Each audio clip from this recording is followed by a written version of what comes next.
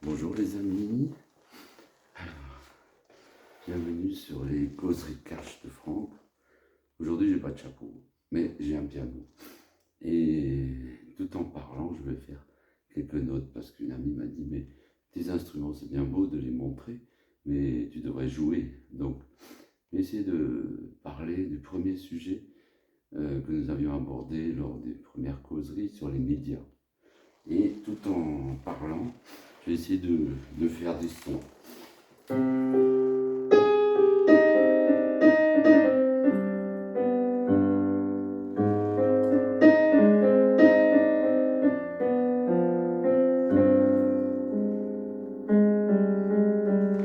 Donc les médias, effectivement, je vous avais dit que ça fait longtemps que je ne regardais plus la télé, ni les journaux, etc.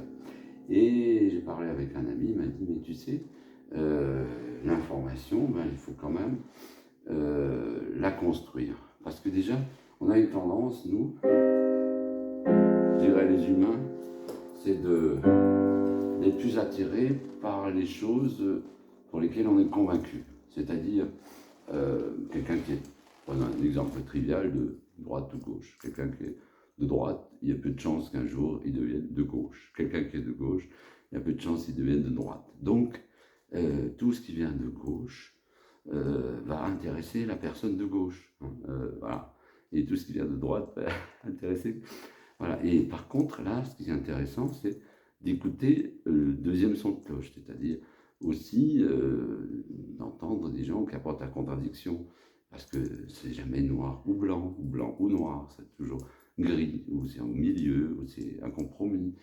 Personne n'a complètement raison et personne n'a complètement tort. Enfin, ça serait trop simple et même trop impossible à vivre. Il y a une dichotomie avec des gens d'un côté et des gens de l'autre.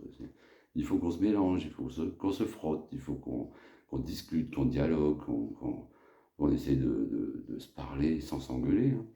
Et donc, cet ami m'a dit, bah, tu sais, il faut que tu lises des journaux, parce que certains journaux sont faits avec des professionnels, des vrais journalistes.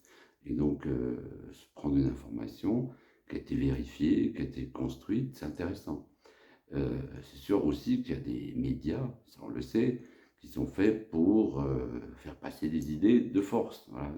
On nous bourre la tête avec des trucs.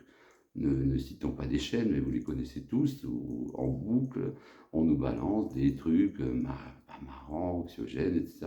C'est ce que je disais déjà. Donc ça, on peut s'en passer, mais par contre, chercher l'information ailleurs et essayer de se grandir en réfléchissant autrement. Voilà.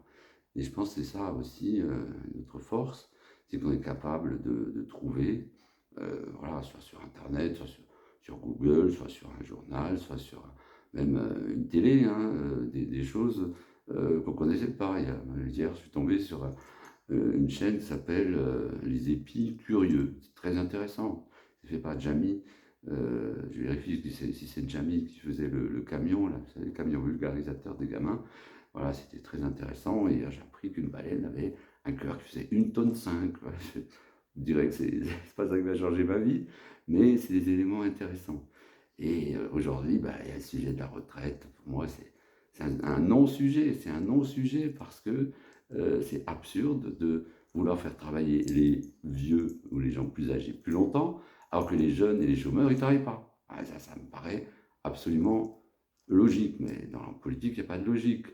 Donc, moi, ça me paraît évident qu'il faut inciter les jeunes à travailler, et donc pour ça, il faut les former, d'une part. Il faut donner des aides aussi aux entreprises qui embauchent les jeunes.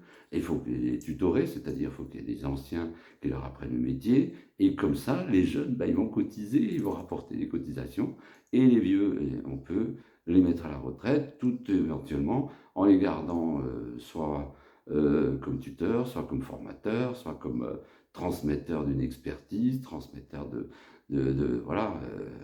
C'est sûr que les vieux, et je prends exprès ce mot vieux, c'est une richesse pour l'entreprise, c'est une richesse pour la société. Qu'est-ce qu'on fait? Nous, on les parque au pire dans des EHPAD horribles où ils n'ont même pas une couche pour se faire changer s'ils sont incontinents, et que les enfants ne viennent pas les voir, et voilà, donc ça, c'est le sort de nos anciens dans notre société occidentale, ce qui n'est pas du tout le cas dans les sociétés africaines, dans les sociétés maghrébines, où un aîné, ben on le respecte, c'est presque le pater familias, hein, ou la femme jock, comme disent les Guyanais. La femme jock, c'est la femme, ou le potomitan, c'est-à-dire c'est le pilier qui tient le carbet. Voilà, et ben voilà, donc c'est un peu décousu ce que je raconte, mais voilà, les personnes âgées ont un savoir-faire, ont une expérience, ils ont une richesse qu'il faut utiliser. Et les jeunes, ils sont pleins de potentiel, ils sont pleins d'énergie. Ceux-là aussi, il faut les utiliser. Voilà, donc moi, une réforme des retraites, pour moi, c'est limpide. Il faut faire bosser les jeunes et les chômeurs. Et il faut laisser partir les anciens dans de bonnes conditions. Et que pas avec un minimum vieillesse de 600 euros. Hein. Combien de personnes, soit parce qu'ils n'ont pas cotisé, ou soit parce qu'ils se retrouvent en bout de course avec 600 euros, on ne peut pas vivre. Voilà. Cette société est très mal foutue. Voilà. Bon, je ne sais pas si j'ai apporté de l'eau à, à votre moulin, mais voilà. Construire l'information, se renseigner, essayer aussi d'entendre des voix dissonantes, des voix discordantes, pas seulement ce qui nous plaît, parce qu'effectivement, se bercer de choses qu'on aime, c'est beau, mais